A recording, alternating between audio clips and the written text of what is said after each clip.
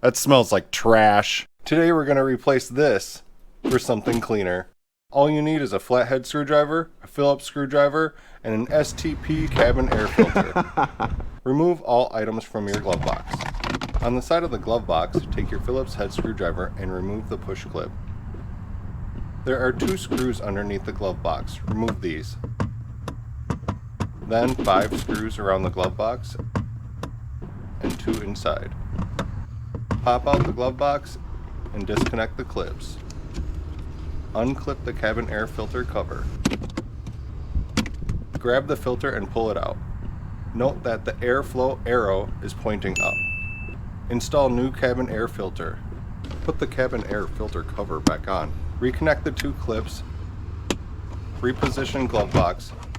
Tighten in all 9 screws and the side push clip. Well, I hope you enjoyed that. If you found this video useful, give this video a like and subscribe for more Subaru content. But until then, I'll see you in the next video. Bye!